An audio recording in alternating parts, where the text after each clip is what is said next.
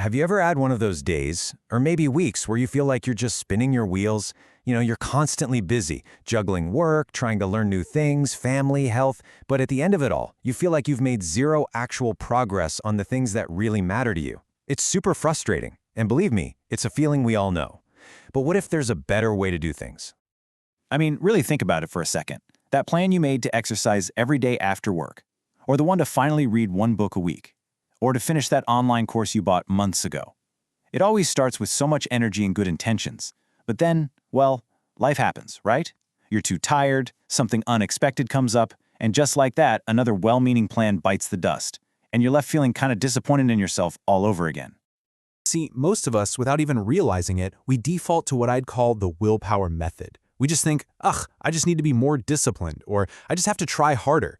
We rely on sheer motivation to push through. But here's the problem. Motivation is fickle. It's awesome when you have it, but it completely vanishes when you're stressed or tired.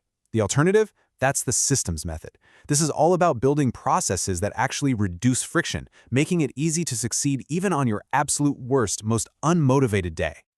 Okay, so let's really get into what this means. Thinking in systems is basically where you stop trying to force yourself to feel motivated. And instead, you build these intelligent processes that just automatically guide you toward your goals. It's about designing a structure for your own success. So, how do we actually do that? Well, it really boils down to 3 key principles. The first principle might sound a little weird, a little counterintuitive even, but stick with me here. To build a system that actually works, you have to start by expecting it to fail. So, here's the big idea. Instead of just hoping for the best and crossing your fingers, you proactively brainstorm all the reasons your plan might completely fall apart. And think about your past attempts. Why didn't they stick? You have to be brutally honest with yourself and just expect that you will be tired, you will feel lazy, and unexpected stuff will come up. By listing out all these potential roadblocks from the very beginning, you're not being pessimistic, you're gathering the critical data you need to build a plan that's actually resilient. All right, so once you've anticipated all those potential failure points, you can move on to the second principle, designing a system for repeatability. This is where the magic really starts to happen. This quote just gets the absolute heart of it. Your system cannot depend on you feeling perfect or for the stars to align. It has to be so low friction, so incredibly easy that you can still do it even when you're exhausted and have zero motivation. If your plan requires some massive surge of willpower just to get started, it's not a real system. Honestly, it's just a setup for failure. Let's make this really concrete. So there was this accountant who was studying for these incredibly difficult professional exams, all while holding down a full-time job. His initial plan seemed totally reasonable. Get home from work and then study every single evening. Sounds simple enough, right? Well, that plan immediately crashed head-on into reality. The commute home and rush hour traffic was just draining. Then, once he finally got home, he had family stuff to do, dinner to help with, and by the time all of that was done, he was just too tired and sleepy to even think about focusing on complex accounting rules. His plan wasn't repeatable because it completely ignored the real-world barriers he faced every day. Now, the typical advice here would be, you just gotta dig deep, try harder, and sure, maybe that works for a day, maybe 2.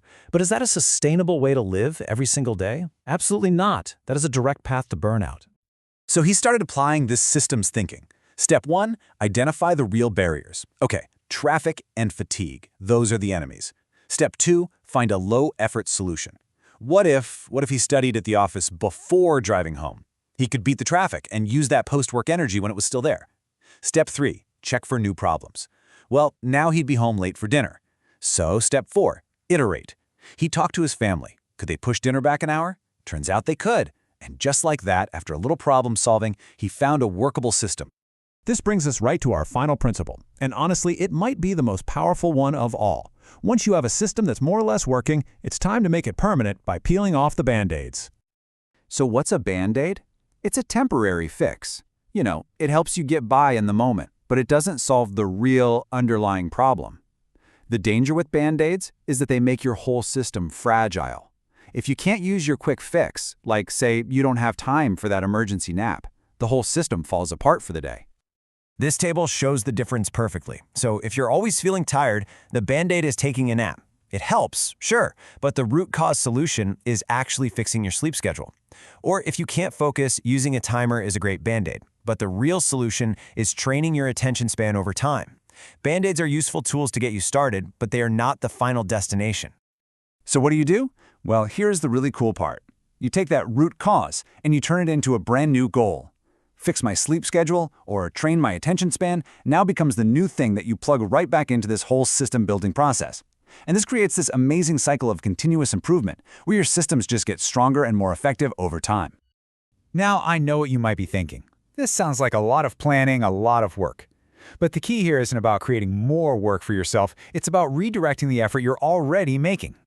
This is the huge takeaway. Think about all the energy you're already spending feeling frustrated, guilty, and stressed out when your plans fail. Thinking in systems takes that exact same amount of energy and just channels it into a proactive, problem-solving process that actually gets you results and gives you back your time and your freedom. It is truly about working smarter, not just harder. So as we close this out, I want to leave you with something to think about. Take a look at the challenges you're facing in your own life right now. What's one Band-Aid solution, one temporary fix that you're currently relying on? And what's the real underlying problem that you could start building a system to solve starting today?